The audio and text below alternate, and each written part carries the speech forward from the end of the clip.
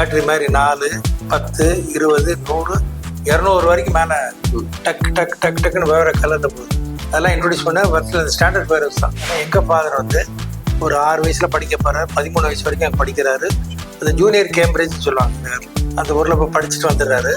இவருடைய திறமையை பார்த்து ஸ்டாண்டர்ட் ஃபயர் ஹவுஸ்னு ஒரு கம்பெனி NRK ராஜரத்ன நாடார்னு ஒருத்தர் அங்கே இருக்கார், நீ பார்ட்னராகவே இருந்துக்கணும்னு சொல்லி போட்டு ஃபுல் பொறுப்பை அவர் கையில் கொடுத்துட்டு 80 வயசு வரைக்கும் அந்த ஒரு கம்பெனிக்காக முடிச்சு உழைச்சிட்டு தீப்பெட்டிக்குரிய மருந்துகள் ஒரு சைடில் போய் கெமிக்கல் செய்கிற கம்பெனி பண்ணி வரும். இப்போ சைனாவில் கொலாபரேட் ஒரு சைடு பண்ணுறோம், எக்ஸ்போர்ட் பண்ணுறோம். எங்கள் பாருடைய திறமைன்னா வெளிநாடு போகாமலே ஆர்டர் எடுத்துப்பாங்க. வருஷம் முழுவதும் அந்த சாட்டை சக்கரம் இதுதான் எல்லா கம்பெனிலையும் மாஸ் ப்ரொடக்ஷன். நான் இதுக்கு மேலே எதுவும் தெரியலை. சைனாவில் நிறையா செய்கிறாங்கன்னு ஃபாதர் கேள்விப்பட்டு நிறைய புக்ஸ் படிப்பார். அவர் வந்து இந்த வாஸ்ட் ரீடர். அவர் இப்போ லைப்ரரி பண்ணிங்கன்னா இந்த ஃபயர் ஒர்க்ஸு பட்டாசு ரேஷனோட அவ்வளவு வால்யூம்ஸ் அவர் படிச்சிருக்காரு. அவர் இன்டர்நேஷ்னல் ஃபயரோ டெக்னிக் கில்டுன்னு ஒன்று அமெரிக்காவில் இருக்குது.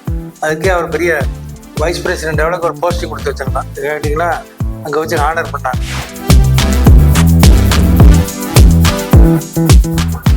அப்பா வந்து செல்லதுரை என்பவர் வந்து படிக்கிறதுக்காக இலங்கை போனாருன்னீங்க. அப்ப அந்த காலகட்டத்துல வந்து இங்க கல்வி ரொம்ப பின்தங்கிய நிலையில இருந்தோமா? அப்ப படிப்பு முடிச்சுட்டு இங்க எப்படி ஒரு ஸ்டாண்டர்ட் ஃபயர் ஒர்க்ஸ் கம்பெனியை ஆரம்பிச்சிங்க, அதை பத்தி கொஞ்சம் சொல்லுங்க. என்னுடைய தகப்பனார் பிறந்தவர் வந்து 1916, சரிங்களா? இப்போ ஒரு 114 வருஷம் ஆயிட்டு. அவர் இளவயது பிறந்தது இடையனூடி என்ற ஒரு சிறிய குக்கிராமம், தேசிய நூலை பக்கத்தில் டூட்டுகுரின் டிஸ்ட்ரிக்டில், அங்கே திருநெல்வேலி டிஸ்ட்ரிக்ட் எண்டில் இருக்குது. ஃபுல்லாக கடற்கரை தான், கிராமம், செம்மண், தேரி, பனைமரம் மட்டும் இருக்கும். ஸோ எல்லாம் மோஸ்ட்லி பனையேறி வெள்ளம் காய்க்கிறது, கருப்பட்டி செய்கிறது, இது மாதிரி அந்த தொழில் தான் எல்லோரும் இருப்பாங்க, பனை வேலை. ஆனால் ரொம்ப படிப்பு கிடையாது. பெண்களும் வளரும், இப்போ பெண்களுக்கு தான் படிப்பே கிடையாது, வெளியே வர முடியாது. ஸோ அப்படிப்பட்ட சூழ்நிலை இருந்ததுனால ஸ்ரீலங்காவில் படிக்கக்கூடிய ஒரு வாய்ப்பு ஒரு கிறிஸ்துவ சமயத்து ஒரு அம்மா வந்து இப்படி இருக்குன்னொன்னே அங்கேருந்து நிறைய பேர் படிக்க போனாங்க, நிறைய பேர். இப்போ அங்கே பெரிய தொழிலதிபர்லாம் அங்கே YS சென்ட் ஆண்டோனிஸ் பெரிய குரூப் இருக்குது. அவர்லாம் இந்த ஊர்லேருந்து போனவர் தான். அவர் அங்கேயே செட்டில் ஆகிட்டார். ஆனால் எங்கள் ஃபாதர் வந்து ஒரு 6 வயசில் படிக்க போகிறார், 13 வயசு வரைக்கும் அங்கே படிக்கிறாரு. அது ஜூனியர் கேம்பிரிட்ஜ்னு சொல்லுவாங்க இந்த நேரில். சென்ட் அலாசியஸ் ஸ்கூலு ஜாஃப்னால, அது ஒரு நவரத்ன புறாவா, அது பேர் நவரத்னா. அந்த ஊரில் போய் படிச்சுட்டு வந்துடுறாரு. படிச்சுட்டு வந்தோடனே வேலை வாய்ப்பில்லை. அப்போ அவருக்கு வயசு 15 வயசு தான் ஆகுது. 15 வயசுல சின்ன தீப்பெட்டி தொழில் கம்பெனியில் போய் சிவாசியில் போய் அவரை விடுறாங்க. அவர் வேலை பாருப்பா, டெய்லி 2 ரூபா சம்பளம் மாதிரி கிடைக்கும்னு சொல்லி அவரை கொண்டு நிப்பாட்டுறாங்க. கொஞ்ச நாள் வேலை பார்க்குறாரு. அதனுடைய வேலையை பார்த்து அந்த ஓனர் வந்து ரொம்ப அப்ரிஷியேட் பண்ணுறாரு. பண்ணி டைமில் இருக்கும்போது ஒரு சினிமா மேட்ச் பற்றி நீ கவனிச்சிக்கோ அப்படின்னு சொல்லி அதையும் பொறுப்பு கொடுக்காரு. அப்போ அவர் வயசு என்ன இருக்கும், 21 வயசு 22 வயசு தான் இருக்கும். கல்யாணம் ஆகலை. இப்போ இன்னும் போது ஒரு 3 வருஷம் ஒர்க் பண்ண பிறகு அவர் ஒரு ஓனர்கிட்ட அந்த இன்க்ரிமெண்ட் கேட்குறாரு. ஏன் நீங்கள் 11 ரூபா அடிக்க, அதை 15 ரூபாய் கொடுத்தா நல்லா இருக்குமே, ரொம்ப இவ்வளோ நாள் ஒர்க் பண்ணிட்டேன் அப்படின்னாலே அவர் இப்போ உள்ள சூழ்நிலையில கொடுக்க முடியாதுன்னு நல்லா மரியாதை சொல்கிறார். உடனே அவர் ரிசைன் பண்ணிடுறாரு. அதில் வந்து ரிசைன் பண்ண பிறகு தான் ஒரு டேர்னிங் பாயிண்ட் அதில் வந்தது. சுயமாக எதுவும் செய்யக்கூடாதுன்னா அந்த தீப்பெட்டி அங்கே சின்ன சின்ன கம்பெனிகள் செய்கிறதுலேருந்து இவர் அந்த தொழில்நுட்பத்தை கண்டு கொண்டு இவர் கொஞ்சம், ஏன்னா அந்த தீப்பெட்டி தொழில் கொண்டு வந்தது பெரிய ஆட்கள். அவங்க ஐயநாடார் ஒரு ஆள், செண்பக நாடார், காளீஸ்வரி, அவங்க அந்த குரூப், இந்த 3 பேர் தான் தீப்பெட்டியில் டாப்பில் போய் கல்கத்தாவில் வெஸ்டர்ன் இந்தியா கம்பெனியெல்லாம் படிச்சுட்டு வந்து செஞ்சதை இவரும் பிக்கப் பண்ணார். இவர் அடுக்கிறது பிக்கப் பண்ணி சொந்தமாக செய்யும் போது தான் இவருடைய திறமையை பார்த்து ஸ்டாண்டர்ட் ஃபயர் ஹவுஸ்னு ஒரு கம்பெனி அப்போ தான் ஃபார்ம் பண்ணி 2 வருஷம் ஆகுது. NRK ராஜரத்ன நாடார்னு ஒருத்தர் அங்கே இருக்கார். அவர் பண்ணணும், இப்படி ஒரு திறமையான ஆள் இருந்தால் உன்னை நான் எடுத்துக்கிட்டேன், நீ பார்ட்னராகவே இருந்துக்கணும்னு சொல்லி போட்டு ஃபுல் பொறுப்பை அவர் கையில் கொடுத்துட்டு ஒரு 8 வருஷத்துல மறைஞ்சு விட்டார், காலம் ஆகிட்டார். ஸோ அன்னிலேருந்து பிடிச்சவர் தான். தன்னுடைய 80 வயசு வரைக்கும் அந்த ஒரு கம்பெனிக்காக முழுசும் உழைச்சிட்டார் கம்ப்ளீட்டாக. கிட்டத்தட்ட அவர் எனக்கு தெரியும் 60 வருஷத்துக்கு மேலே is put up the spade work. ஆரம்பத்துலேருந்து அது எக்ஸ்போர்ட் வரைக்கும் பண்ணி கொடுத்து அந்த பெருமை வந்து தாப்பனாருக்கு மட்டுமே சாரணும்னு பெருமையாக சொல்லி கொடுனா. அந்த உழைப்பு பெரிய எக்ஸ்பெக்டேஷன் கிடையாது, சிம்பிளாக இருப்பார். வரும்போது சொல்லுவார், the first come last come out அப்படிம்பார். வேலைக்கு முதலாளாக போனோம், கடைசியாக தான் வெளியே வரணும்னு ஒரு நல்ல கொள்கையோடு வேலை செஞ்சார். எதையும் வருமானம் சம்பளம் எதையுமே ரொம்ப கண்டுக்கிட மாட்டார். Work work work workaholic. Any time Sunday வேலை பார்ப்பார், வாரத்தில் 8 நாள் வேலை பார்ப்பாருன்னு ஒரு கதையை சொல்லுவார். கேட்டால் நீ 10 மணி நேரம் வேலை பார்த்தா 8 நாள் ஆயிருப்பார். அப்படி எல்லாத்துக்கும் ஒரு கவுண்டர் பண்ணிடுவாங்க. அதனால் சண்டே பார்த்தீங்கன்னா அப்படி தான். ஸோ இந்த உழைப்பில் வந்து இப்போ ஸ்டாண்டப் பைரஸாக இப்போ தீப்பெட்டிக்குரிய மருந்துகள் ஒரு சைடில் போய் கெமிக்கல் செய்கிற கம்பெனி, இந்த பக்கம் இதையும் பெருசாக்குறோம், வெரைட்டிஸாக பண்ணி வரும். இப்போ சைனாவில் கொலாபரேட் ஒரு சைடு பண்ணுறோம், எக்ஸ்போர்ட் பண்ணுறோம். அமெரிக்கன் பைசென்டியனல்னால் ஏப்ரல் 24ஆம் தேதி 1972 நினைக்கிறேன், அமெரிக்காவோட 200வது ஆண்டு விழாவுக்கு எக்ஸ்போர்ட்டுக்காக கப்பல் கிடைக்கல. ஏன்னா அப்போ வந்து கம்பி மத்தாம் மட்டும் எக்ஸ்போர்ட் ஆர்டர் கிடைச்சது. எங்கள் பாருடைய திறமைன்னா வெளிநாடு போகாமலே ஆர்டர் எடுத்துப்பாங்க. ஃபேஸ் டு ஃபேஸ் பார்த்ததில்ல, கேமராவில் போட்டோ இருக்காது, இப்போ வாட்ஸ்அப் கிடையாது, ஒன்லி டெலக்ஸ் தான். எப்படி நீங்கள் கம்யூனிகேட் பண்ண முடியும்? இது லாங்குவேஜ் ரைட்ஸ், அந்த டீசெண்டாக லெட்டர் எழுதுறது, இதுலேயே அவங்க they get convince is wonderful company. Visit கூட பண்ண மாட்டாங்க, ஆர்டர் ப்ளேஸ் பண்ணுவாங்க. அது நான் ஒரு பெருமையாக சொல்லி கொடுவேன். இந்த கம்யூனிகேஷன் ஸ்கில் வந்து overall in writing also is an expert. So அது ஒரு பெரிய திறமை தான். இப்போ நீங்கள் ஸ்டாண்டர்ட் ஃபயர் ஒர்க்ஸ் வந்து அப்பா வந்து கூட இருந்து அதை டெவலப் பண்ணாரு மாட்டது. நீங்கள் இப்போ அதில் உங்களுடைய செயல்பாடு எப்படி? இன்னைக்கு அந்த கம்பெனியுடைய இன்ஃப்ராஸ்ட்ரக்சர் வளர்ச்சி. அந்த காலத்தில் ஸ்டாண்டர்ட் ஃபயர் ஒர்க்ஸ் பட்டாசுன்னா நமக்கு என்ன தெரியும்? ஒரு ஓலை வெடி, ஒரு லட்சுமி வெடி, சரவெடி, கம்பி மத்தாப்பு, கும்பம், இது 5 தவிர ஒன்று வேறு போகிற வாகன வெடிக்க ஓடுறது கொஞ்சம் லேஸாக வந்திருக்கும், அவ்வளோதான். இந்த 6 வெரைட்டி தவிர யாரும் எதுவும் செய்கிறதில்லை. வருஷம் முழுவதும் அந்த சாட்டை சக்கரம் இதுதான் எல்லா கம்பெனிலையும் மாஸ் ப்ரொடக்ஷன்.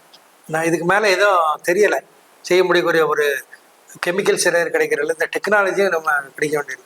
இது சைனாவில் நிறையா செய்கிறாங்கன்னு எங்கள் ஃபாதர் கேள்விப்பட்டு நிறைய புக்ஸ் படிப்பார். அவர் வந்து இந்த வாஸ்ட் ரீடர்.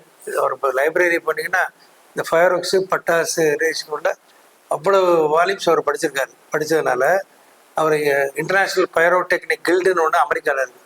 அதுக்கே அவர் பெரிய வைஸ் பிரசிடென்ட் அளவுக்கு ஒரு போஸ்டிங் கொடுத்து வச்சுருந்தான். கேட்டிங்களா, அங்கே வச்சு ஆனர் பண்ணாங்க. ஸோ அதனால் அவ்வளோ புக்ஸ் என்ன, அந்த புக்ஸ்லாம் என்கிட்ட அப்படியே வச்சுருக்கேன். அதை படித்து ஒன்றாயிரம். இப்போ சைனாவில் எவ்வளோ இருக்குன்னா சைனாவுக்கு போக வேண்டிய ஒரு சூழ்நிலை பண்ணணும்னா நான் தற்செயலாக சைனாவை வேற ஒரு தொழில், எங்களுடைய பெல்லோன தொழில் போகும்போது, தம்பி நீ இருக்கிய, நீ அவ்வளோ தூரம் அவர் ரொம்ப இந்த ஸ்பெண்ட் பண்ண யோசிப்பார். ஃப்ளைட் டிக்கெட்டு அது இது இவ்வளோ காசு ஆகுன்னு. நான் பொது கம்பெனி பார்த்து செலவழிக்கணும். இப்போ நான் என் சொந்த செலவில் அங்கே போகிறேன். அப்போ நீ போய் இந்த கம்பெனிலாம் எனக்கு இன்விடேஷன் கொடுத்துருக்கான், உனக்கு விசா எடுத்தானே, நீ யார்கிட்ட விசா வச்சுருக்கேன் இருக்குது, நீ போய் பார்த்துட்டான்னு சொல்லி என்னை அனுப்புகிறாரு 2001. சரியா, 2001. அப்போ சைனாவில் வந்து யாரும் போனதில்லை, உள்ளே நுழைஞ்சதே இல்லை. ஏர்போர்ட்டில் இறங்கினா என்னை ரிசீவ் பண்ண பிளாக் 2 கொடி வச்ச காரு ஏர்போர்ட்டு லேடரில் கீழே வருது. நம்ம பிரதமருக்கு சிஎம்க்கு வர்ற மாதிரி இப்படி வந்து என்னை பிக்கப் பண்ணி ஹோட்டல் கொண்டு வரான். இறங்கினா கூப்பிட்டு போய் ஹோட்டல்லாம் தங்க வைக்கிறாங்க. அது இந்த சைனாவில் பார்த்தீங்கன்னா அந்த ஃபயர் ஒர்க்ஸ் சைடு ஒரு தனி ஊரே ஃபயர் ஒர்க்ஸ் தான். இதில் ஒரு 800 ஃபேக்ட்ரி ஒரு ஊருக்குள்ளே இருக்குது, சிவாஜி மாதிரி. வெளியிலேருந்து பார்த்தீங்கன்னா ஆர்ச் ஃபயர் ஒர்க்ஸ் போட்டிருப்பான், bus standard fire works company, அப்படி ஒவ்வொன்றும் கட்டி கட்டி கட்டி கட்டி கம்ப்ளீட்டாக அந்த ஏகப்பட்ட ஃபயர் இண்டஸ்ட்ரி இம்போர்ட்டுக்கு அங்கே வராங்க. அப்போ நான் போய் அதை பார்க்குற போது எனக்கு ஃபயர் ஒர்க்ஸ் பற்றி நாலேஜ் ரொம்ப கிடையாது. இருந்தாலும் சில இது மட்டும் நோட் பண்ணிக்கிட்டு அப்போ ஈவினிங் வந்து அப்போ டிஸ்பிளே பண்ணுவாங்க. கிட்டத்தட்ட ஒரு 100 கம்பெனி இருந்துச்சுன்னா ஒரு கிரவுண்டுன்னு அப்படி நம்ம சென்னையில் உள்ள கிரிக்கெட் கிரவுண்டு ஒரு 20 மடங்கு பெருசாக இருக்கும், பிசி கிரவுண்ட் மாதிரி. அதில் போய் லைவாக வேனில் கொண்டு வந்து டிஸ்பிளே பண்ணி காமிப்பாங்க.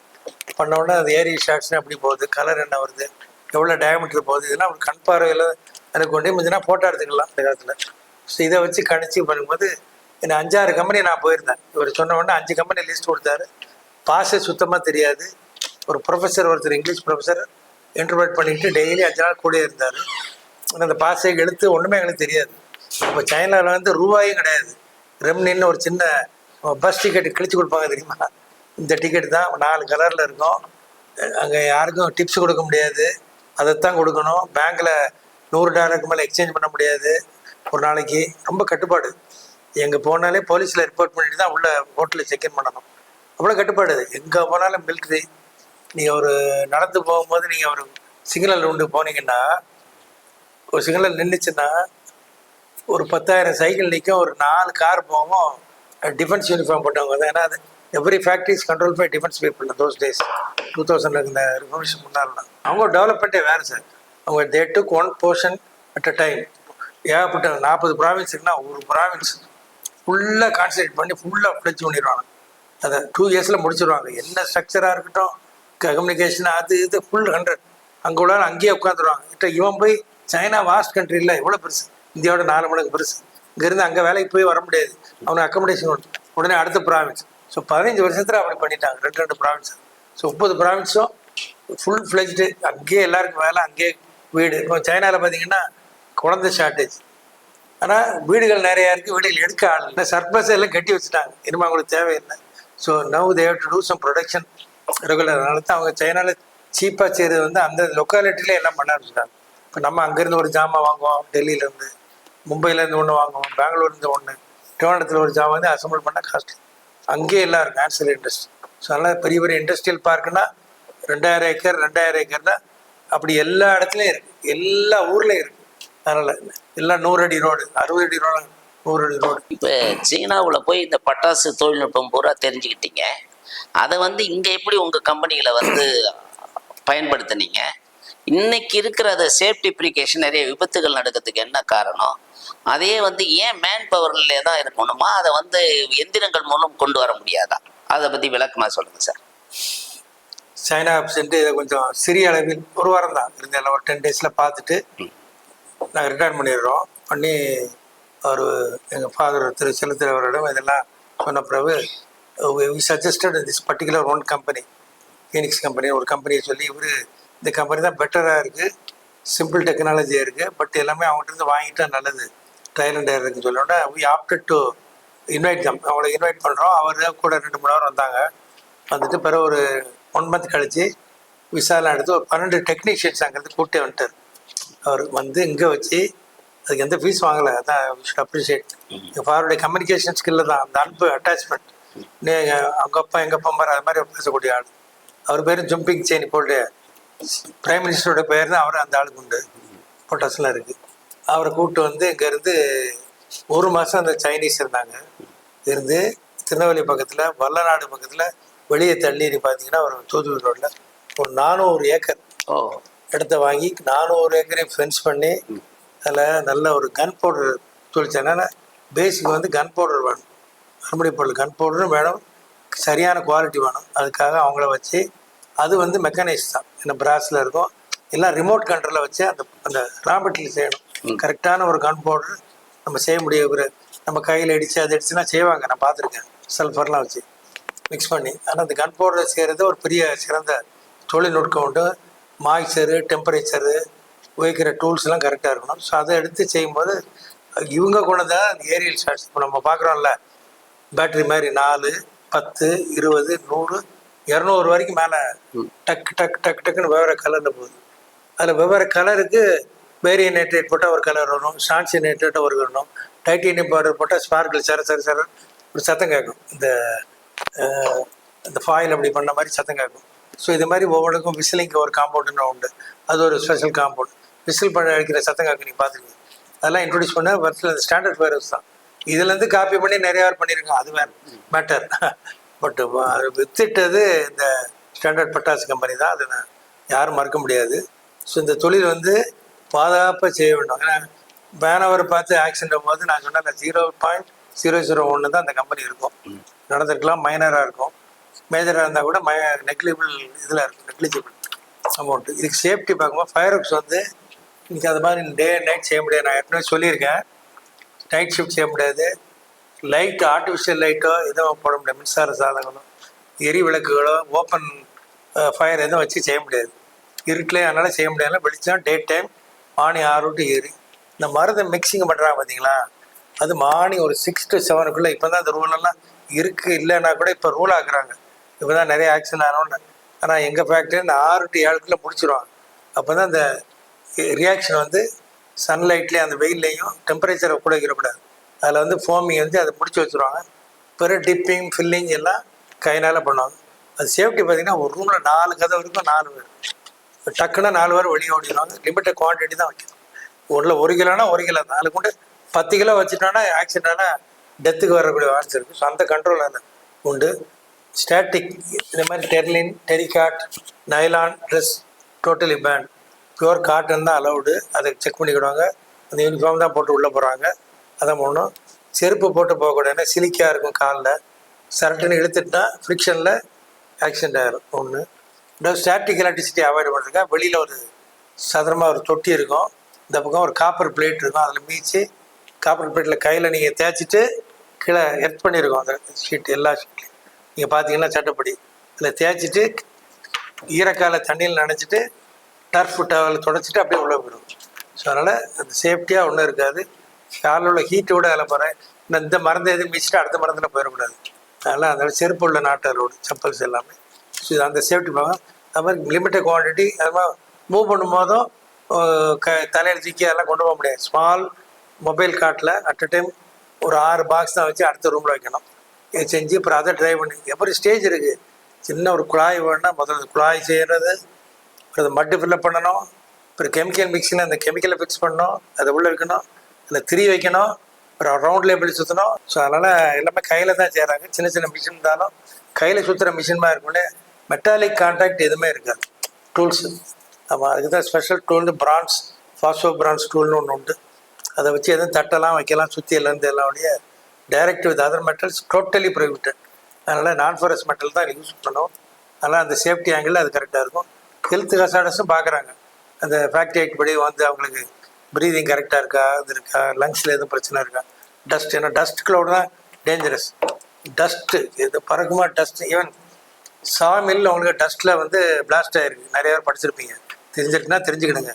சாமில், மாவு மில்லு, நிறைய இடத்துல டஸ்ட்டு க்ளவுடாக பிடிச்சிடும் படாருன்னு. ஏன்னா இட் பிகம் அட்டாமிக் உண்டு. அப்போ இந்த மாதிரி பைரோஃபோரிக் உடைய எனர்ஜி உள்ள கெமிக்கல்ஸை நம்ம விடுமோ டஸ்ட்டை அரெஸ்ட் பண்ணுறதுக்கு தான் இந்த ஏர்லி மார்னிங் காற்றுல நேரம் ரொம்ப ஃபாஸ்ட்டாக எதையும் மிக்ஸ் பண்ணக்கூடாது கையில். ஏன்னா இதெல்லாம் சொல்லி கொடுக்குற எதையும் ரியாக்ஷன் வர்றதுனா ஃபாஸ்ட்டாக அதில் எதுவும் செய்ய முடியாது. அதனால தான் ஃபயர் ப்ரொடக்ஷன் கம்மியாக தான் இருக்கும், நிறைய நேரத்தில் செய்ய முடியாது. ட்ரையிங்க்கு ஒரு டைம் ஒதுக்கி தான் ஆகணும். குயிக் ட்ரையிங், குயிக் எல்லாம் மைக்ரோவேவ் மாதிரிலாம் எடுக்க முடியாது. அதனால் எல்லாம் தான் எல்லோரும் செஞ்சுருவாங்களே, பெரிய பெரிய கம்பெனிஸ்லாம் அந்த தொழிலில் வந்திருப்பாங்க. இதனால் மெக்கானைசேஷன் இது பண்ண முடியாது. Partial mechanisation allowed.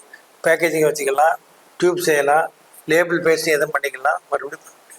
இப்போ பெல்பின் கம்பெனியை வந்து எப்படி டெவலப் பண்ணீங்க சார்? அதுக்கான லேட்டஸ்ட் மிஷினரிங்கெல்லாம் வர வைக்கிறீங்களா, அதை இம்போர்ட் பண்ணுறீங்களா, இல்லை நீங்களே அதுக்கான மிஷினரியும் தயாரிக்கிறீங்களா? அந்த பெல்பின்ஸ் என்ற நிறுவனம், அந்த பெல்லுங்கிற பெயர் வர்றதே அதில் ஒரு முக்கியமான பேக்ரவுண்ட் உண்டு. அது நீங்கள் கேட்காம இருந்திருக்கலாம். அந்த பெல்லுன்னா தமிழில் வந்து நம்ம கேட்கலான்னு மணிங்கிற பெல்லுங்கிற சொல்கிறோம். மணி எங்கள் ஃபாதர், அந்த ஃபவுண்டர் இருக்காருல மிஸ்டர் செல்வதுரை, அவங்க எங்களுடைய அப்பாவுடைய தாயார் பேர் நேசமணி அம்மாள். மணி அந்த தமிழ் இங்கிலீஷ்ல அவங்கள அந்த மணின்னு இருக்கனால அது பெல்லுன்னு வச்சதான் ஒழியா வேற இதை பார்த்து நம்ம அதை வச்சுக்கல. டெலிகாம் கம்பெனி வச்சு அது ஒன்றும் இல்லை. அதனால அந்த பெல்லுங்கிற வந்ததுனால அதை அப்படியே கண்டினியூ பண்ணாங்க. லோகோ செஞ்சாங்க, அதுலேருந்து அப்படியே அது கண்டினியூ ஆகி வந்துச்சு. இது ஆரம்பிச்சு அதான் சார் 98ல் முதல்ல ஃபியூ மிஷின்ஸ் இம்போர்ட் பண்ணோம். ஒரு 6 மிஷின், பேப்பர் பின், பேப்பர் கிளிப், பேப்பர் பின்னுக்கு ஒரு 3 மிஷின், பேப்பர் கிளிப்புக்கு 3 மிஷின், ஸ்டேப்பிள் பின்னுக்கு 2. இதான் இம்போர்ட் பண்ணோம். ஒரு சின்ன எலக்ட்ரிக் யூனிட் ஃப்ரம் இங்கிலாந்து, இது ஜெர்மனி, 2 கண்ட்ரியும் கம்பைன் பண்ணி இம்போர்ட் பண்ணி அது ஒரு 10 வருஷம் வச்சு ஓட்டிக்கிட்டே இருந்தாங்க. குறைச்ச எம்ப்ளாயிஸ் ஒன்றால. ஏன்னா மிஷினரி இம்போர்ட் பண்ண முடியல, அப்போ லைசன்ஸ் கிடையாது, யாரும் கொடுக்க மாட்டாங்க, எல்லாம் டாலர் பேமெண்ட் எல்லாம் ரொம்ப கஷ்டம். ஃபினான்ஷியலி பார்க்கணும்ல, லோன் எடுத்து செஞ்சுருப்பாங்க. சின்ன இடம், ஒரு டைல் ரூஃப் செட்டு தான் 2 உண்டு. பிறகுதான் சம்மர் இன் 80s வந்து அடுத்த ஜென்ரேஷன் நாங்கள் உள்ளே வரோம். அது வரைக்கும் சிம்பிளாக தான் ஓட்டிக்கிட்டு இருந்தோம். 80sல அப்போ இருந்ததுன்னா இந்த மாதிரி மிஷின் இம்போர்ட் பண்ணால் இதே ஃபேப்ரிகேட் பண்ணிட வேண்டியதானே அப்படின்னு சொல்லி we started a tool room with the basic lathe, milling, drilling, planing, என்னென்ன சர்ஃபஸ் கிரைண்டிங், சிலிண்ட்ரிக்கல் கிரைண்டிங் எல்லாம் ஒரு செட்டு கோயம்புத்தூர்ல கொண்டு எரெக்ட் பண்ணுறோம். சரியா, நாங்களாம் நான் டெக்னிக்கல் யாரும் படிக்கலை, நாங்கள் கிராஜுவேட் ஆஃப் ஜுவாலஜி. பட் அதில் வந்து பிக்கப் பண்ணோம். அப்போ இதை மாதிரி ஒரு நமக்கு டூல் ரூம் வேணும். அது கூட வேண்டான்னு சிலவங்க சொன்னா கூட இல்லை, கண்டிப்பாக அது இருந்தால் தான் ரிப்பேருக்கு இல்லை, இது இருந்தால் தான் இதை செய்ய முடியும். ஏன்னா இது வந்து வெளியாள்கிட்ட பட்டனால பிறகு அவ்வளோ இதை நம்ம டிஸ்மேல் பண்ணி அது ஓனாக பேட்டர்ன் எடுத்து பேட்டர்ன் பண்ணும்போது அதை நீங்கள் இது பண்ணணும். பேட்டர்ன் வுட்டில் செய்யணும்ல, செஞ்சு இதை கொண்டு 3 இடங்கள்ல கொடுக்குறது. கோயம்புத்தூர்லாம் அவங்களுக்கு தெரியும், அந்த அவங்க சாண்ட்ஃபிட் அந்த கம்பெல்லாம் அந்த காலத்துல கொடுத்துருப்பேன். இங்கேயே இருப்பாங்க, கரை இருப்பாங்க, சிறு மைக்ரோ இண்டஸ்ட்ரி, அப்படி பல ஆள்கிட்ட கொடுத்து மிஷினிங் மட்டும் நாங்கள் பண்ணிக்கணும். பண்ணி அவ்வளோ காம்படியும் டிராயிங் எடுத்து வரைஞ்சி ஓனா எடுத்து எல்லாம் ஸ்பெக்ஸ் பண்ணி இம்ப்ரூவ் த மிஷின். 300 அவுட்புட் ஒரு குண்டூசி நிமிஷத்துக்கு வர்றத நாங்கள் 400 ஆக்கியிருக்கோம். அது பெரிய அச்சீவ்மெண்ட். ஏன்னா அந்த பால் பேரிங் சிஸ்டம் எல்லாமே மாற்றி அப்கிரேட் பண்ணிட்டோம். அதனால் அந்த production capacity was very high. So உடனே ஒரு பிளான் போட்டோம். ஓன்லி 100 மிஷின்ஸ் ஏர்ன் பண்ணோம். எவ்வளவு? 100 மிஷின்ஸ். ஆமாம், எல்லாத்தையும் 100 பண்ணோம். உடனே mass production, shed, expansion, A unit, B unit, C unit சொல்லி கிட்டத்தட்ட ஒரு 9 யூனிட்டில் போட்டோம். அதான் அதனுடைய வளர்ச்சி. இப்போ அது வந்து ஓட்டுறோம். மார்க்கெட்டு இருந்தாலும் பிராண்டுக்காக கொஞ்சம் பண்ணிக்கிட்டு இருக்கோம். It's not a very profitable venture nowadays. இப்போ நம்ம யாரும் ஸ்டார்ட் பண்ணி பெருசாக சம்பாதிக்க முடியாது. டு பி ஹானஸ்ட், நான் நேருக்காக சொல்லலை, உண்மையான நடைமுறை சொல்றேன். ஏன்னா ஜிஎஸ்டி 18% இருக்கு, காம்படிட்டிவ்னஸ், ரெண்டு காஸ்ட் ஆஃப் மெட்டீரியல்லாம் வரும்போது இன்னைக்கு அது பெரிய இதாக சொல்ல முடியாது. சேஃப்டி பின் ஒரு அது பிறகு வந்ததுன்னா சேஃப்டி பின் வந்து 1956 ஃபாதர் அதையும் ஒரு இம்போர்ட் பண்ணி ஜெர்மனிலேருந்து ஒரு கம்பெனி கொண்டு வந்தாங்க. அந்த கம்பெனி இப்போ இல்லை, வேற அதெல்லாம் கம்பெனியில் இப்போ வேற அங்கே அடிக்கடி 100 வருஷத்துடைய கம்பெனி மாற்றிடுவாங்க. மேலே பண்ணி இப்போ அதையும் ஆட்டோமேஷனிங் பண்ணுன்னு சொல்லி ஆட்டோமேஷன் பண்ணி அதையும் பண்ணி அதில் ஒரு 100 மிஷின் பண்ணியிருக்கோம். பண்ணி எல்லாம் பண்ணி ஹை கெப்பாசிட்டி வால்யூம் வச்சுருக்கோம். எதுவும் பெரிய ஆர்டர்னா உடனே 1 டேல கொடுக்கலாம். ஒரு நாளைக்கு 1000 கிலோ அடிக்கிறனாலும் 1000 கிலோ தனி 1 டன் பெர் டேன்னா நீங்கள் வேல்யூ வச்சு பெருக்கிடுங்க, இவ்வளோ டர்ன் ஓவர் பண்ணலாம்.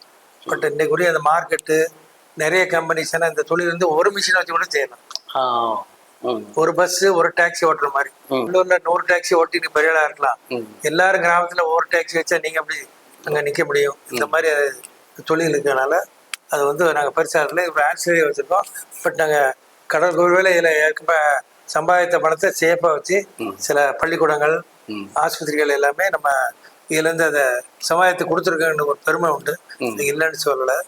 ஸோ அதனால் அந்த பெல்பின் நிறுவனம் டைவர்சிஃபை பண்ண பிறகு லிமிட் பண்ணிட்டு இந்த சிவகாசி மாலை மதுரை மாதிரி இடங்கள்ல இந்த இன்னொரு சொல்லிட்டு நாங்கள் மாற்றிக்கிட்டோம். இப்போ தீப்பெட்டி, பட்டாசு, பெல்பின்ஸ்ன்னு தொழில்துறையில் ஈடுபட்டு இருந்த நீங்கள் ஏன் மருத்துவம், கல்வித்துறைக்கு போனீங்க?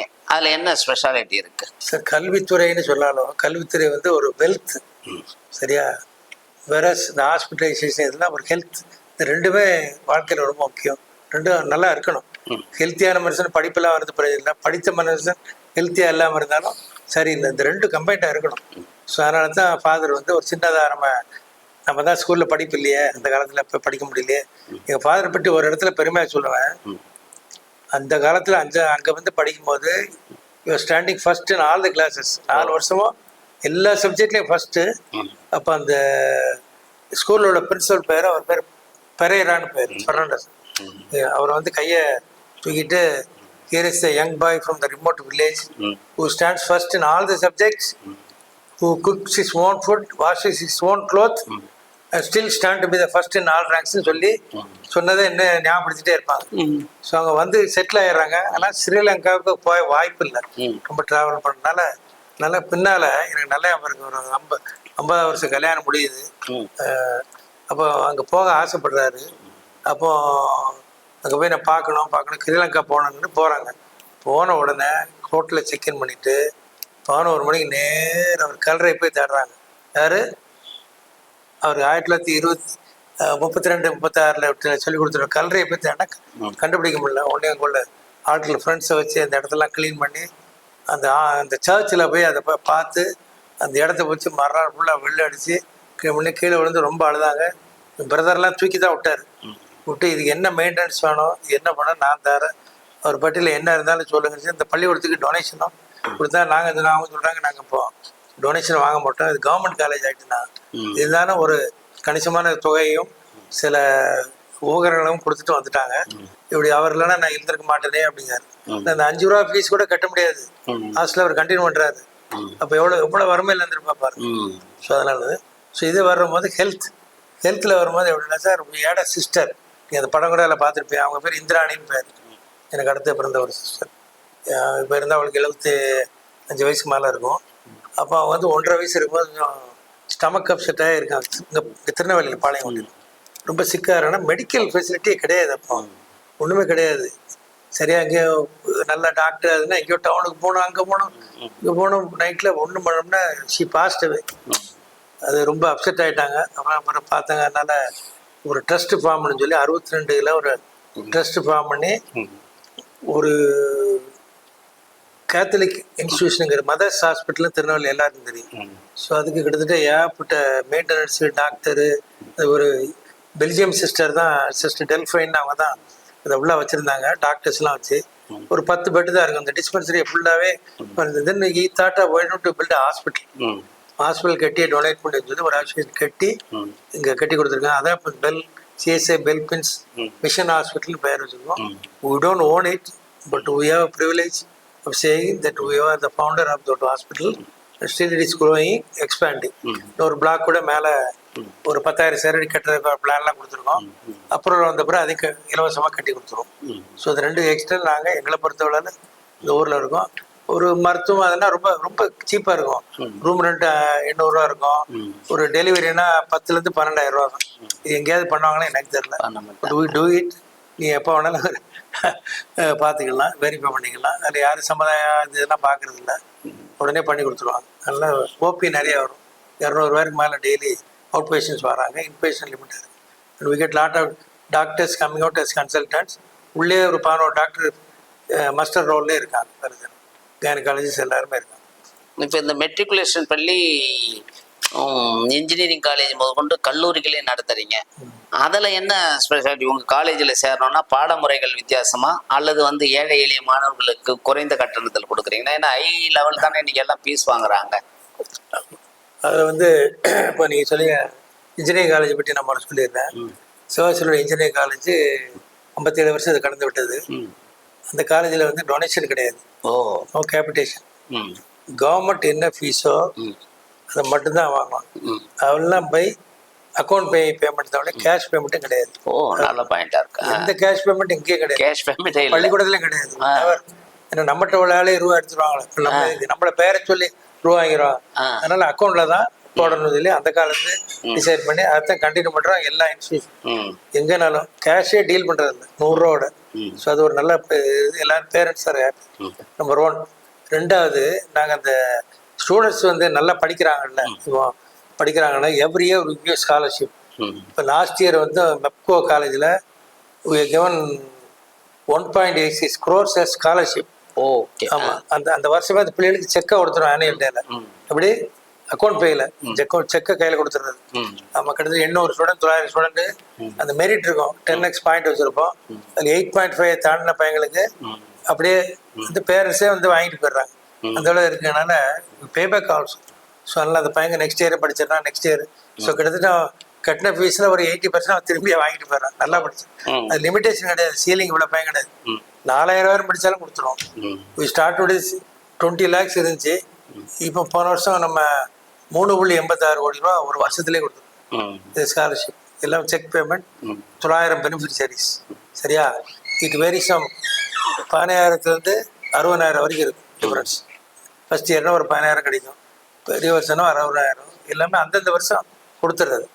4 வருஷம் முடிச்சா 4 வருஷத்துக்கு ஈஸியாக இருக்குது. மொத்த மாணவர்கள் எவ்வளோ பேர் வருவாங்க? மொத்த கல்லூரிகள் அது 4,200 இருக்காங்கல்ல ஸ்ட்ரென்த்.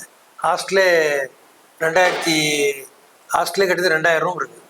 ஹாஸ்டல்ல 2,000 ரொம்ப பெரிய ஹாஸ்டல். இப்போ ஹாஸ்டல் ரொம்ப ஃபில்லப் ஆகிறதில்ல, ஏன்னா ஒரு ஃப்ளோர், ஏன்னா பஸ்ஸஸ்லாம் பக்கத்தில் இருக்கு. ஸோ சிவாசி பஸ்ஸில் விருதுநகர்லேருந்து பஸ்ஸில் வந்துடுவாங்க 40 கிலோமீட்டர். சிறுவில்புத்தூர், ராஜபாளையம் வந்துட்டு ஈவினிங், மதுரையிலேருந்தே வந்துட்டு ஈவினிங்கே பஸ்ஸே கொண்டு போயிடுறாங்க. 40 ஸ்டூடெண்ட்ஸ் லெக்சரர்ஸோட வராங்க. முடிஞ்ச உடனே அதே பஸ்ஸில் போயிடுறாங்க.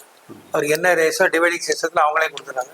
ஸ்கூல் காலேஜ் பஸ்ஸு 2-3 பஸ் தான் இருக்கும் லோக்கலுக்கு, மற்றபடி ரொம்ப கிடையாது. பட் சபான்ஸ் எல்லாருமே பஸ்ஸில் வந்து பஸ்ஸில். இப்போ இது ரொம்ப காமன். பள்ளிக்கூடத்துக்குலாம் அப்படி தான் எல்லா இடமும் பஸ்ஸில். அதனால் காலேஜில் பஸ்ஸஸே குறைக்கிறாங்க. அதை வைக்கணும், டிரைவர் டைமில் வரும். இது அவங்களே எடுத்து மதுரைக்காரங்கிட்ட இருந்து பஸ் இருந்தால் மதுரையிலேருந்து பஸ் எடுக்கிறாங்க, வருது மதுரையில் stop, then they pick it up. It's very common in all the colleges. So எல்லாம் அதான் வருது. இப்போ தமிழ்நாடு சிறு தொழில்கள் மற்றும் குறுந்தொழில் சங்க தலைவராக, அதாவது டான்ஸ்டியாவின் தலைவராக இருந்திருக்கிறீங்க. அப்போ நீங்கள் செய்த மிக முக்கியமான பணிகள் என்ன? அதாவது Tamil Nadu small and tiny industry association இது இருந்த வருடம் வந்து நான் பணியாற்றிய தலைவராக தேர்ந்தெடுக்கப்பட்டு பணியாற்றி 1996 to 98. சரிங்களா? அதெல்லாம் ஒரு நல்ல 2 வருஷம் போர்ட்ஃபோலியோ.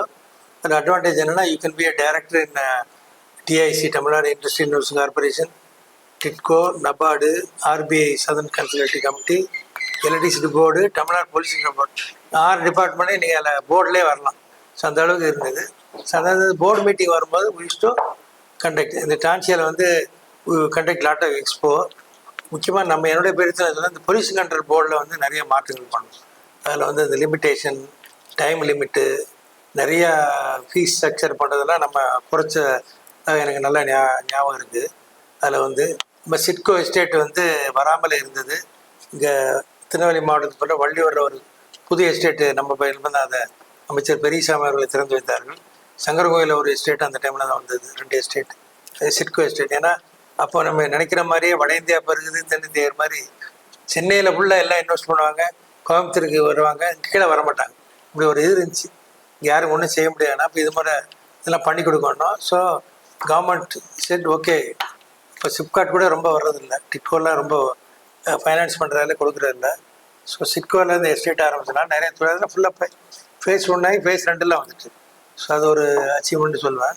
2வது மைக்ரோ இண்டஸ்ட்ரீஸை நிறைய கொண்டு மெம்பர்ஸ் வச்சுருந்தோம் அதில். அப்போ முன்னால் இந்த சின்ன சின்ன 10 பேருக்கு உள்ளெல்லாம் நாட் பெர்மிட்டட் கிட்டத்தட்ட ஒரு 400 பேரை அதில் இன்சர்ட் பண்ணி அவங்களும் உள்ளே வரட்டும். நம்ம நிறைய பேர் அதில் ஒரு 100 பேர் பெரிய தொழில் இருக்குது. அன்றைக்கி செக்ரட்டரி இந்த லெவலெல்லாம் அதில் இருக்கிறாங்க. ஸோ அவங்களுக்கு ஒரு அவேர்னஸ் கொடுக்கணும்னு சொல்லி தான் பெண்களே நிறைய உறுப்பினர் சேர்த்த ஞாபகம் இருக்குது. ஸோ இந்த பீரியடில் அதுதான் மெயினும். எலக்ட்ரிசிட்டி போர்டு இந்த டேரிஃபை ஒரு 3 வருஷத்துக்கு கூட்டாமல் செஞ்ச பெருமை நமக்கு தான் உண்டு, எனக்கு நல்லா தெரியும். ஊழியர்களுக்கு சம்பளம் கூட்டினாலும் டேரிஃபை நீங்கள் அந்த பீரியடு பார்த்தீங்கன்னா இன்க்ரிமெண்ட்டே இருக்காது. ஸோ அதில் நல்ல very good minister and IAS officers sir, ரீசனபிளாக எல்லாம் சொல்லி. அப்போ விண்ட் எனர்ஜிலாம் வந்துட்டு, பட் அதில் தான் கொஞ்சம் problem. Small scale industry wind energy எதற்குன்னு ஒரு கொஸ்டின் வந்துச்சு. ஏன்னா எம்எல்ஏ வரும்போது நாங்கள் வந்து ஸ்மால் இண்டஸ்ட்ரி, நாங்கள் 4 விண்மில் பெல் நிறுவனத்தில் போடுறோம் இங்கே, அப்போ உங்களுக்கு எதுக்கு பவர் இவ்வளோ இல்லையே எதுக்குன்னு ஒரு ஆர்ப்பாட்டமான கொஸ்டின், ஒரு தவறான முயற்சி நடந்தது. அதையும் நம்ம முறியடித்து எங்களுக்கும் பெனிஃபிட் உண்டு, நாங்களும் இருக்கா ப்ரொடியூஸ் ஹெல்த்தி கார்பன் கிரெடிட் உள்ள ஒரு எனர்ஜியை ப்ரொடியூஸ் பண்ணும்போது எங்களுக்கு நீங்கள் அதை கொடுக்கணும்னு சொல்லி அது ரொம்ப உரிமையோட சொல்லி தான் அதை வாங்கணும். So the sanction the subsidy every thing for that also. So அது ஒன்று. இப்போ தொழில் வளம் எல்லாமே சென்னை ஒட்டி செங்கல்பட்டு காஞ்சிபுரம் அதுதான் அதிகரிச்சு வருது. ஆனால் தென் தமிழ்நாட்டில் எவ்வளோ இடங்கள் காலி இடங்கள் இருக்கு. இங்கே ஏன் தொழில் வளம் பெருகல? இங்கே தொழில் என்னென்ன தொழில் வளம் இங்கே செய்யலாம், அரசு இன்னும் என்ன செய்யணும்? சார் நீங்கள் ஒரு சிறப்பான கேள்வி. நீங்கள் முதல்ல கேட்டிருக்க நன்றி. தமிழ்நாடு எவ்வளோ பெரியதுன்னு உங்களுக்கு தெரியும். ஆனால் இன்ஃப்ராஸ்ட்ரக்சர் லெவலில் ஈக்குவலாக இருக்காது. ஈக்குவலாக இருக்குது, ஜனத்தை கூட ஈக்குவலாக இருக்கலாம், இன்ஃப்ராஸ்ட்ரக்சர் ஈக்குவலாக இருக்குது, தண்ணி வசதி ஈக்குவலாக இருக்காது. ஏன்னா நேச்சரில் சில நேரம் வரக்கூடியது. பாப்புலேஷன் நிறையா இருக்க ஒன்று இருக்கும், தண்ணியில் காடுகள் வெள்ளூரில் மட்டும் தண்ணியே கிடையாது. எங்கே இருக்குது? அப்படி ஊர்களும் இருக்குது. தஞ்சாவூரில் தண்ணி இருக்கும், திருநெல்வேலியில் தண்ணி. ஒரு பழமொழி உண்டு, எங்கே நீர்வளம் ஜாஸ்தி இருக்கோ அங்கே தொழில்கள் வளராதும்பாங்க. மற்ற தொழில் விவசாயம் தான் வளரும். விவசாயம் நேரம் ஒன்றும் வளராது. மதுரையாக இருக்கலாம், திருநெல்வேலியாக இருக்கலாம், தஞ்சாவூராக இருக்கலாம், சரிதானா? அந்த 3 தான் எனக்கு தெரிய மைண்டில் வருது. இங்கே வந்து அக்ரோ இண்டஸ்ட்ரி ரிலேட்டடாக எது வரலாம், விவசாயத்தை தவிர வெளியே அவங்க போகவே மாட்டாங்க. ஜமீன்கள் இப்படியே கண்ட்ரோல் பண்ணி நிலங்களை வச்சு இத்தனை கோட்டை நெல் வருது, அத்தனை கோட்டை வாழை வருதுன்னு சொல்லி தான் பார்ப்பாங்கல்ல. இதில் இங்கே அப்படி தான் திருச்செந்தூர் பெல்ட் இங்கே வரைக்கும் அந்த தாமிரபரணி 3 மாவட்டத்தில் ஓடுது இல்லை. நீங்கள் போய் பாருங்கள், இது எங்கே கஷ்டமாக சிவாசி எடுத்துக்கிட்டு கந்தக போவீங்க, தண்ணியே கிடையாது. அங்கே தான் யோசிக்கிறோம் அடுத்து என்ன எம்ப்ளாய்மெண்ட் என்ன கொடுக்கணும்னு யோசிக்கும். ஒரு இண்டிவிஜுவல்ஸ் 3 பேர் யோசிச்சு ஒருத்தர் கொண்டு வரும்போது இந்த அரசு அதை யோசிக்கணுமா வேண்டாமா? இப்படிப்பட்ட இடம் வராங்கன்னா அதுக்கு என்ன செய்யணும்? அப்போது ஃபஸ்ட்டு வருது குட் டிரான்ஸ்போர்ட். இந்த நாற்கரி சாலையெல்லாம் போட்டதெல்லாம் ரொம்ப அப்ரிஷியபிள். இந்த சென்னைக்கே 7 ஹவர்ஸில் போகக்கூடிய ஆட்கள் இருக்காங்க, 12 மணி போகக்கூடிய ஆட்களுக்கு போய் சேராத ஆட்களும் இருக்காங்க வேகமாக ஓட்டி. ஸோ அதனால் அப்படி ஒரு நல்ல சாலைகள், விமானத்தளங்கள் எல்லாமே நல்லா வந்திருக்கு. அதெல்லாம் நம்ம கவர்மெண்ட்டை எல்லா அரசையும் அப்ரிஷியேட் பண்ணணும். இதெல்லாம் தனிப்பட்ட மனுஷங்களை யாரும் செய்ய முடியாது. இதெல்லாம் வந்த பிறகு நெக்ஸ்ட் டேட் இண்டஸ்ட்ரியல் எஸ்டேட் நம்ம பண்ணியிருக்கோமா, வெரி லிமிட்டட். ஏன்னா எல்லாம் மெட்ராஸ். ஏன்னா அந்த ஹப்பு ஒன்று போட்ட ஒரு ஹுண்டை கம்பெனி ஆரம்பித்தா அவங்க வரும்போதே அவன் ஆக்சிலரி இண்டஸ்ட்ரி என்ன இருக்குன்னு பார்க்குறாங்க. இப்போ இன்றைக்கி நீங்கள் நம்ப மாட்டீங்க, நேற்று ஒரு டீம் இங்கே வந்திருக்கு தேவான்லேருந்து, இன்றைக்கி சுற்றி பார்க்குறாங்க. இங்கே அவங்க வந்து ஏற்கனவே இந்தியாவில் 80,000 கோடி இன்வெஸ்ட் பண்ணி 300 கம்பெனி வச்சுருக்காங்க, தேவானஸ் கம்பெனி. இந்த இயர் எஸ்டர்டே நேற்று கூட பேட்டி கொடுத்தோம். இன்றைக்கி நாளை இங்கே தான் இருக்காங்க, சந்திக்கிறோம். அவங்க என்ன மாதிரி ஃபெசிலிட்டிஸ் இருக்குன்னு முதல்ல பார்ப்பாங்கல்ல. நீ ஏர்போர்ட் பக்கத்தில் கிடையாது, நிலம் கிடையாது, காஸ்ட்லி, பவர் சப்ளை அன்லிமிட்டடாக இருக்கா, தண்ணி சப்ளை இருக்கா, மேன் பவர் இருக்கா, அது என்ன மாதிரி ஸ்கில் இருக்கு, இதெல்லாம் பார்த்தாலே சார் இன்வெஸ்ட் பண்ணுவாங்க. பிளைண்ட் அப்படி வரும். இதுல இங்க ஃபுல்லா இது மாதிரி இல்லைன்னா இங்க எப்படி சார் வருவாங்க?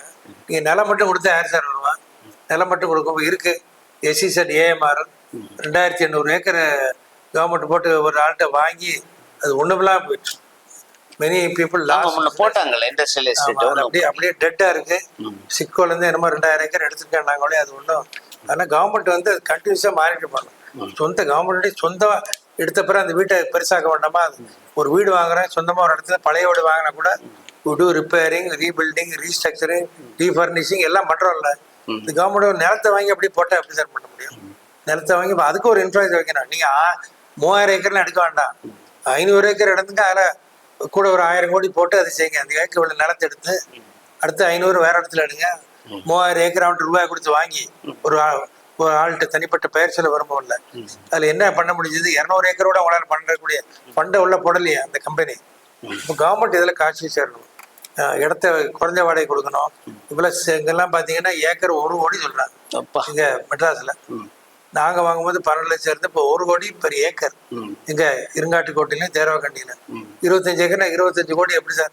அப்ப அதுல 500 கோடி முதல் படுற வந்து அது 25 கோடி நிலம் வாங்க முடியும் அந்த 25 ஏக்கர்ல. ஸோ இதெல்லாம் ரொம்ப எக்ஸ்பென்சிவ். நிலம் வந்து காஸ்ட் ஒன்று தானே கவர்மெண்ட். ஏனால கூட இவ்வளோ வைக்கணும்னு எனக்கு தெரியல. யூ பை ஃபார் ஜஸ்ட் 1 லட்ச ரூபாய்க்கு வாங்குறீங்க, அதுக்கு 1 கோடிக்கா வைக்கிறது. இதெல்லாம் மக்கள் தட்டி கேட்கணும். இந்த புதிய அரசு இதை எடுத்து செய்யணும். வாங்க நேரத்தில் நீங்க வாங்க, கைட்லைன் வழியே குறைச்சி வச்சு அதை வச்சு அந்த லேட்டு கொடுத்தா கூட போறாது. மார்க்கெட் விலையை சில பெரிய ஆட்கள் கொடுக்கறதுக்கு இருப்பாங்க, அதுக்காக எல்லாருக்கும் அந்த ரேட் கொடுக்க முடியாதுல்ல. சில தொழில வந்து 300% மார்ஜின் இருக்க தொழில் இருக்கு, 10% தொழிலும் இருக்கு. எல்லாரும் அதில் எப்படி இன்வெஸ்ட் பண்ண முடியும்? என்ன அதனால அதை பார்த்துக்கிடுங்க. கவர்மெண்ட் அதை எடுத்து இப்ப தென் தமிழ்நாட்டுல எது மாதிரியான தொழில்களுக்கு வாய்ப்பு இருக்கு? இதுல என்ன தொழில் பண்ணலாம்? இங்க வந்து சார் காலேஜஸ், இன்ஸ்டியூஷன், இது வந்து ஆக்ஸ்போர்ட் ஆஃப் இன்னும் நம்ம திருநெல்வேலி டிஸ்ட்ரிக்டே சொல்றோம். தூத்துக்குடியும் பக்கத்துல ஏகப்பட்ட காலேஜுகள், கல்லூரிகள். எங்க பார்த்தாலும் யூனிஃபார்ம் பீப்புள். காலம் 8 to 9 பார்க்கலாம், சாயந்தரம் 4 to 5 பார்த்தா யூனிஃபார்ம் பண்ண சில்ட்ரன், கேர்ள்ஸ் அண்ட் பாய்ஸ் அவ்வளோ பார்க்கலாம். அவ்வளோ படிப்பு இங்கே இருக்கு. நான் படிச்சு முடிச்சவர் நெக்ஸ்ட் வாட் இஸ் நெக்ஸ்ட்னு வந்துருக்கு. வேலை இல்லை, அப்படியே ஆகிட்டுலாம் தான் இருக்காங்க. பேரண்ட்ஸ் போடுங்க, அது வேஸ்ட் ஆஃப் டைம். வேற மாதிரி நடவடிக்கைலாம் போயிடுது. இங்கே தொழில் நடக்கிறதுக்கு வாய்ப்புகள் இருக்குன்னா ஒரு பெரிய இண்டஸ்ட்ரி இங்கே வரணும். பெரிய இண்டஸ்ட்ரி திருச்சியில் BHEL வந்திருக்கு, ரயில்வேஸ். அது நான் கூட ஏரோஸ்பேஸுக்காக எதாவது கொண்டாங்கன்னா இங்கே கொண்டுடலாம். இப்போ கப்பல் கட்டுத்தளம் வருதுன்னு இவ்வளோ சொல்லியிருக்கோம், வருதுன்னு எல்லாமே அசைன் பண்ணி கொடுத்துருக்காங்க. வந்தால் அது ஒரு பெரிய வாய்ப்பு தான் எங்கள் தூத்துக்குடியில். நாங்கள் வந்து தூத்துக்குடி, திருநெல்வேலி, கன்னியாகுமரி ஒரே டிஸ்ட்ரிக்ட் தான். தென்காசி பிரித்தா கூட அது வந்து சிஸ்டர்ஸ் தான், சகோதரிகள் சகோதரர் மாதிரி தான். அதனால அதை பற்றி நாங்கள் வருத்தப்படலை. தூத்துக்குடி வந்தால் கூட எங்களுக்கு 32 கிலோமீட்டர் தான், 45 மினிட்ஸ்ல போய் சேர்ந்துருவோம். டெய்லி வேலைக்கு போயிட்டு கூட ஆள் வரலாம், ஷண்ட் பண்ணலாம். தென்காசியில கூட அப்படிதான், 45 மினிட்ஸ் தான். ஸோ அதனால இது பண்ணி தென் தமிழகத்துல அந்த 4 டிஸ்ட்ரிக்ட் இருக்கு. இது 4ஐயும் கன்னியாகுமரியில நீ அதை பற்றி ரொம்ப புவர் இண்டஸ்ட்ரி, ஹைலி எஜுகேட்டட், வேற மாதிரி வேலையை தான் பாக்குறாங்க. கவர்மெண்ட் ஜாப், எல்லாம் கவர்மெண்ட் ஜாப். டைரக்ட் இன்டைரக்ட்ல போய் கவர்மெண்ட் ஜாப் எப்படி கொடுக்க முடியும்? இன்னைக்கு TNPSC எழுதுறாங்க, ஒரு 10 லட்சம் பேர் எழுதினாங்கன்னா 7000 சீட்டுக்கு எழுதுறாங்க, 12,000 சீட்டுக்கு எழுதுறாங்க. ஹார்ட்லி 3%, 4% சேரக்கு இவ்வளவு 2 லட்சம் பேர் 3 லட்சம் பேர் எழுத வேண்டிய தேவையில்லை. அடுத்த ஜாப் என்டர்பிரனர் வரலான்னா முதலீடு வேணும். என்ன முதலீடு பண்ணுங்கிற முதல்ல தெரியணும், சொல்லிக் கொடுக்கணும். ரெண்டாவது அவங்க இன்வெஸ்ட் பண்ணுறக்கூடிய ஃபைனான்ஸ் வேணும். தொழிலை செலக்ட் பண்ண பிறகு மார்க்கெட்டிங் வேணும். இதெல்லாம் படிக்கிறதுக்கு ஒரு கல்லூரி சொல்கிற கூட வாழ்க்கையில் எங்கே வேலை பார்த்தா கூட படிச்சுக்கணும். Why you go for apprentice. இது அப்ரண்டிஸ்னா என்ன? தொழில் பழகுனர். இந்த தொழில் அவன் படிக்கிறதுக்கு தொழில் வேணும் சார். அதே நம்ம நாட்டில் இல்லையே. இந்த கம்பெனிகள் இருந்தால் தான் படிச்சுக்கிடும். ஒரு லேத்து பட்டறைன்னு எடுத்துக்கணும், அதில் ஒரு 2 வருஷம் வேலை பார்த்தானா இவள் ஸ்டார்ட் இஸ் ஓன் எனிவேர், இவள் சர்வை. அதுங்க இல்லை. ஒரு கேமராமேனாக இருக்கட்டும், ஒரு ஸ்டூடியோவில் வேலை பார்த்தா இருந்தால் அவர் அதுலேருந்து அணுக முடியும். ஒரு கேமரா வாங்கி கொடுத்து அவர் பண்ணிடுவாங்களா இப்படி? அப்போ அதுக்கே ஒரு தொழில் வேண்டி இருக்கு. அப்போ அப்ரண்டிஸ் ஆக்ட்னு முன்னால் வந்துச்சு. இவ்வளோ வேற எம்ப்ளாய் பண்ணால் நாங்கள் இவ்வளோ சம்பளம் கொடுப்போம், அதெல்லாம் எடுத்துட்டாங்க. இப்போ இந்த பெல்பின் குரூப் கம்பெனியில் வந்து உங்க கூட அசோசியேட்டாக இருக்கிறவங்க யார் சார்? இப்போ நீங்கள் உங்கள் தந்தையார் ஆரம்பித்த கம்பெனியில் நீங்கள் என்ன நடத்துறீங்க? இப்போ உங்கள் கூட உங்கள் சன்ஸ் வேற யாராவது அசோசியேட்டாக இருக்காங்க, அவங்க எப்படி முன்னெடுத்து செல்றாங்க? நிறுவனர் திரு A. செல்வதுரை அவர்கள், எங்கள் குமாரர்கள் வந்து நாங்கள் மொத்தம் 6 பேர், சரி, என்னையை சேர்த்து.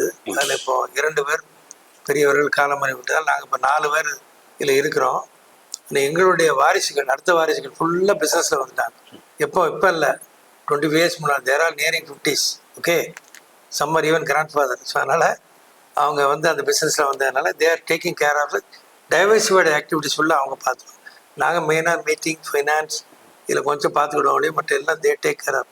அதனால் அது பெரிய நம்மளுக்கு ஒரு தோழமை இருக்கிறதுனால ரொம்ப சிறப்பாக இருக்குது. அவங்க பேர்லாம் சொல்லு. அவர் மூத்த சனுடைய ஒரு பெயர் வந்து மிஸ்டர் தினேஷ் உண்டு. அவருக்கு 2 பிள்ளைகள். ரெண்டு வந்து மிஸ்டர் தினேஷ் தனசிங் அண்ட் திலீப் தனசிங். அவர் மெட்ராஸில் ஒரு யூனிட்டை பார்த்துக்கிட்டு இருக்காரு. தி மேக் ரப்பர் பேண்ட்ஸ். ரெட் ஹில்ஸில் ஒரு பெரிய யூனிட் வச்சு அதை மெயினாக இங்கே ஒரு குண்டூசி கம்பெனி அவர் தான் பார்க்குறாரு. அதே மாதிரி அடுத்து வந்து என்னுடைய சன் இருக்கார். அடுத்தது அவர் பேர் மிஸ்டர் சஞ்சய் குணசிங். அவர் இந்த இங்கே உள்ள டிசைனிங், புது ஃபேப்ரிகேஷன், இன்னோவேஷன், விவர டிசைன் பண்ணி மாடல் பண்ணி வைக்கிறது ஃபேப்ரிகேஷனில் நல்லா சிறப்பாக படித்ததுனால இஸ் மெக்கானிக்கல் இன்ஜினியர் கம் எம்பிஏனால I was able to does engineering business மெயினாக செய்கிறாரு. 3வது பிரதர் வந்து விஜய் சிங். அவருக்கு ஒரே சன்னு ரஞ்சன். அவர் ஃப்ளக்ஸோ பிரிண்டிங்கில் ஆஸ்திரேலியாவில் போய் படிச்சுட்டு so is doing all this printing business. It's wonderful unit. 100% export unit வச்சுருக்காரு சவுத் அமெரிக்கா, மிடில் ஈஸ்ட்டுக்கு. ஃப்ளெக்சிபிள் பேக்கேஜிங் ஒரு கம்பெனி செல்சன்ஸ் பேக்கேஜிங்னு இருக்கும் சிவாசியில். அதை is taking care of last 25 years. அவர் அடுத்து வர்றது சார் ராஜசிங். அவர் 5வது பிரதர். அவருக்கு வந்து வசந்த் ராஜசிங்னு. அவர் லண்டனில் லீட்ஸ் யூனிவர்சிட்டியில் படிச்சுட்டு டஸ் லாட் ஆஃப் வட்டிக்கால் மேட்ச் இண்டஸ்ட்ரியில் அவர் ரொம்ப சிறப்பாக பண்ணுறாரு. அவங்க டாக்டர் உண்டு. அவங்க ஹோட்டல் இண்டஸ்ட்ரி, பேக்கரி, சுவிட்சர்லாண்ட்லாம் படிச்சுட்டு அந்த வெளிநாட்டில் படிப்பதில் சில பிரயோஜனமாக இருக்குது படிச்சுட்டு. ஆனால் அதை பெரிய அளவில் மதுரையில், அங்கே தென்காசி, தூத்துக்குடி பல ஹோட்டல் நிறுவனத்தை நினச்சி அதில் ஒரு கேட்ரிங் இன்ஸ்டியூட்டும் ஒரு 300 பிள்ளைகள் படிக்கிற மாதிரி கடந்த 20 வருஷமாக அதையும் சேர்ந்து சிவாசியில் பண்ணிட்டு இருக்காங்க. கடைசி ஒரு பிரதர் வந்து மிஸ்டர் ராஜேந்திர சிங். அவருக்கு ஒரே சன்ன வசீகரன். இடிட் பிரிண்டிங் டெக்னாலஜின்னு அவரும் அங்கே இங்கிலாந்துலாம் படிச்சுட்டு தென் ஸ்டார்டடிஸ் அவர் கூட இருந்து அந்த பிரிண்டிங்கை டெவலப்மெண்ட், நார்மல் பிரிண்டிங் சொன்னால் பார்த்தீங்களா அந்த காலத்தில் லித்தோ ப்ரெஸ்ஸில் இருந்து கல்லில் இருந்து அடித்து பெரிய பெரிய கேமரா வச்சு எடுக்கணும். அப்படியே மாறி ஒரு ஸ்டேஜ் பண்ண பிறகு மேக்கிங் புக்ஸு இதெல்லாம் பிரிண்ட் பண்ணியிருந்தார் பெரிய ஹை வால்யூம். இப்போ நவ் கம்ப்ளீட்டாக gift box making and printing. Individual ஒரு கம்பெனிக்கு 100 பாக்ஸ்னாலும் பண்ணி கொடுப்பாரு, 1,00,000 பாக்ஸ்னாலும் பண்ணி கொடுப்பாரு. ரொம்ப சொபிஸ்டிகேட்டட், ஃபுல்லி ஆட்டோமேட்டட் பிராண்டு சிவாசியில் இருக்கும். டைம் இருந்தால் நீங்கள் ஒரு நாள் விசிட் பண்ணலாம். அதுலேயும் ஒன்றும் தப்பு இல்லை. இதான் என்னுடைய ஒரு சின்ன கட்டத்துக்குள்ளே நாங்கள் இருக்கோம். இப்போ இந்த ஒரு தொழில் நிறுவனர் வளர்ச்சிக்கு வந்து குடும்பம் ரொம்ப முக்கியம். ஒரு மனைவி, பிள்ளைங்க, மற்ற ஒரு சாப்பிட்டு ஒரு அமைதியான வாழ்க்கை. அதுக்கு உங்கள் துணையார், உங்கள் குடும்பம் இந்த அளவுக்கு சப்போர்ட்டபுளாக இருக்குது? இதில் விமன் அவங்க டைரக்டாக இருக்கலாம், பாட்டு. பட் டே டு டே இதில் எதுவும் இன்டர்ஃபியர் பண்ண மாட்டாங்க. அவங்க வேலை உண்டு, ஹோம் மேக். அப்போ நீங்கள் சொல்கிறாங்களே இப்போ என்ன வீட்டில் இருந்து வேலை வாருங்கிற இப்போ ஒரு வார்த்தை சொல்கிறாங்களே என்னது, ஒர்க் அட் ஹோம். அது மாதிரி டைரக்டாக இருப்பாங்க, இன்சென்டிவ் போகும். ஆனால் ரொம்ப வந்து டே டு டே இதில் கையெழுத்து போட்டு வைக்கிறதெல்லாம் அவங்க பண்ண முடியாது. ப்ராக்டிக்கலாக பாசிபிள்னுங்கிறக்கா சொல்ல தேவ் டூ டிரைவிங் எல்லாம் படித்த ஆட்கள் தான் இருந்தாலும் அதில் வீட்டில் இருந்துன்னு நீங்கள் பிள்ளைகள்லாம் இருக்கிறனால பார்த்துக்கிடுங்கன்னு பொறுப்பை ஒப்படைச்சிருவாங்க. 2வது ஃபினான்ஸில் ரொம்ப எங்கள் ஃபாதர் சொல்லுவாங்க, அகலக்கால் வைக்காதான் பாரு. எதுவும் சடார்னு போய் 10 கோடி இருந்து 1000 கோடிக்கு தவறானா எங்கேயாவது பண்ணாங்கன்றோம். அதை வந்து கேர்ஃபுல்லாக ஸ்டெப் எடுத்து ஸ்டெப் பை ஸ்டெப் அந்த மாதிரி ஒரு பாலிசி. அதை நீங்கள் அப்படி தான் அதையும் கொஞ்சம் காசு பண்ணுவாங்க. அது இதில் இன்னும் நிறைய ப்ராப்பர்ட்டி வாங்கி பண்ணால் அட்வைஸ் பண்ணுவாங்க. ரொம்ப பட் அது இது இன்வெஸ்ட் பண்ணாதீங்க வைக்காங்க. அது மாதிரி ஒரு கண்ட்ரோல் லைஃப் உண்டு. லக்ஸுரிஸில் வாழ்கிறதில்ல, இருக்கிறது போதுன்னு வாழக்கூடிய பெண்கள் தான் எங்கள் இதில் எல்லாம் இருக்காங்க. Enough is enough. அது மாதிரி உள்ளது போதும். அது ஒரு நல்ல. லாஸ்ட் இயர் உங்களுடைய குரூப் டர்ன் ஓவர் எவ்வளோ மேன் பவர் ஒர்க் பண்ணுறாங்க? இங்கே பெல் பாளையில் கிட்டத்தட்ட 260 பேர் இருக்காங்க. இப்போ ஸ்கூல் சேர்த்தா 400-450 பேர் இருப்பாங்க ஒர்க் பண்ண. அவ்வளோதான் மேன் பவர். ஆமாம், எல்லாம் குரூப் கம்பெனியில். எங்கள் குரூப் கம்பெனி சிவாசியும் சேர்த்திங்கன்னா ஒரு 650 பேர் வரும். லாஸ்ட் இயர் டர்ன் ஓவர் வந்துருக்கு சார். ஆமாம், 750 இருப்பாங்க. ஆமாம், டர்ன் ஓவர் என்ன ஒரு 200 crores தான் இருக்கும். ஏன்னா நாங்கள் ஜாப் ஒர்க் நிறைய செய்வோம். Job work we don't do just sale கிடையாது. பிரிண்டிங்கு இதெல்லாம் ஜாப் ஒர்க். அது வேல்யூ 1000 கோடி இருக்கலாம், பட் ஜாப் ஒர்க் தான் இருக்கும். அதில் ஒரு 40 crores பில்லிங் பண்ணுவாங்க, லேபர் பில் மாதிரி. பட் அதை வச்சு பண்ண முடியாது. அதனால் அந்த டர்ன் ஓவர் வச்சு ரொம்ப பார்க்க மாட்டோம். பட் வாட் வி கெயின் ப்ராஃபிட்டபுளாக ஓட்டுறோம், லாஸ் இல்லாமல் எல்லாமே பண்ணிக்கிட்டு இருக்கோம். இதுதான் இந்த இது. இப்போ கம்பெனியுடைய ஃபியூச்சர்ஸ் பிளான், டெவலப்மெண்ட், அச்சீவ்மெண்ட் என்ன சார்? வந்து சார் இன்னைக்கு நல்ல பெரிய பிஸ்னஸ் என்ன ரியல் எஸ்டேட் தான். வேறு எதுலேயும் நீங்கள் சேஃப் நம்பர் 1. சரியா? சேஃப் எதுனாலும் சேஃப்டி தான் ஃபஸ்ட்டு பார்க்கணும்.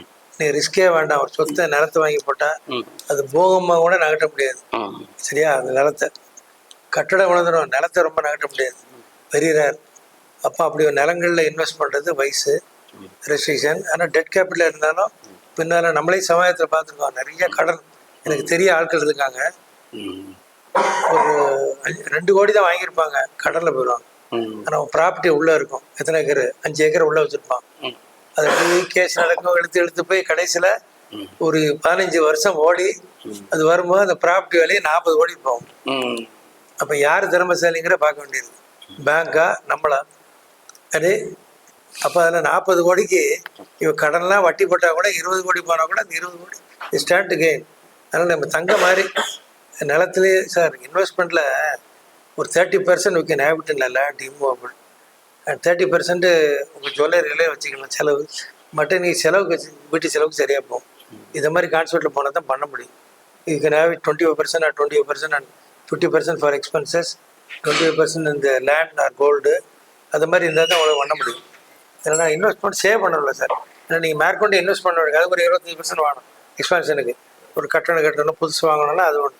நான் பிஸ்னஸ் வந்து எங்கள் ஃபாதர்லாம் பிஸ்னஸ் ரூபாய் அடிக்கூட மாட்டார், எட்டானா கூட அந்த கணக்கு வேறு இந்த கணக்கு வேறு.